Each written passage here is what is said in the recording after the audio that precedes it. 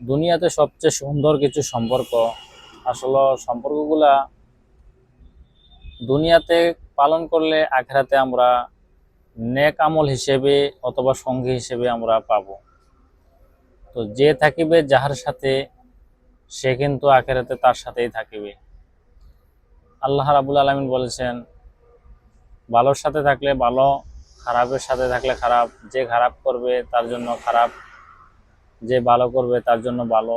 তবে দুনিয়াতে সবচেয়ে সুন্দর কিছু সম্পর্ক এবং কি কাজ, যে কাজগুলো করলে আমাদের জন্য নেকও আছে এবং উপকারও আছে দুনিয়ার জমিনের উপরে। তো দুনিয়াতে সবচেয়ে সুন্দর সঙ্গী হলো তাসবিহ। আমরা আসলে হাঁটতে বসতে তাসবিহ পড়তে পারি।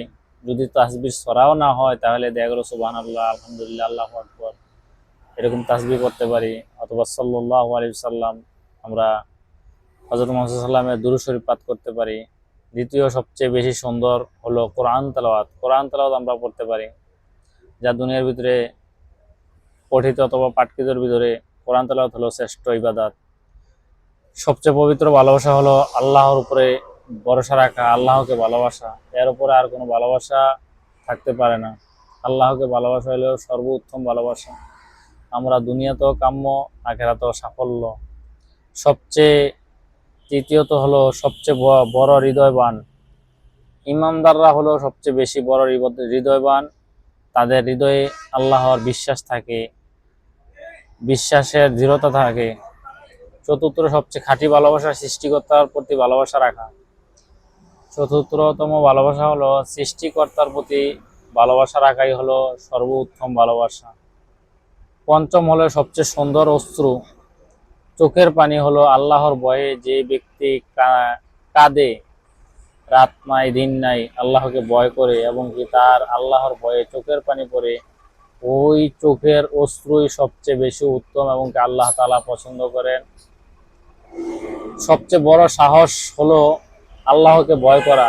যে ব্যক্তি দুনিয়ার জমিনের ভিতরে আসলে হাত পা ছাড়া অবস্থায়ও একটা কাজ করতে গেলে কেউ নাই, তারপরে আল্লাহর ভয় করে না, ওই ভয়টা অথবা ওই বিশ্বাসটা হইলো সবচেয়ে বড় ভয় অথবা সবচেয়ে বড় সাহস, যে আসলে সবকিছু সাহস থাকার পরেও করে না। তারপরে সবচেয়ে সুন্দর ফরজ হলো নামাজ। যা ফরজের উপরে সবচেয়ে বড় ধরনের ফরজ হলো নামাজ। আসলে আমরা অনেক সময় নামাজ নিজে ইচ্ছাকৃতভাবে ছেড়ে দেই, কিন্তু ফরজের ভিতরে সবচেয়ে বড় ফরজ হলো নামাজ। আমরা নামাজ পড়লে আসলে আল্লাহ রাব্বুল আলামিন এই আমলগুলা করলে আমরা মৃত্যুর পরে আমাদের সঙ্গে হবেন, থাকবেন। তো আমাদেরকে এই নেকগুলা আল্লাহ রাব্বুল আলামিন করার তৌফিক দান করুক।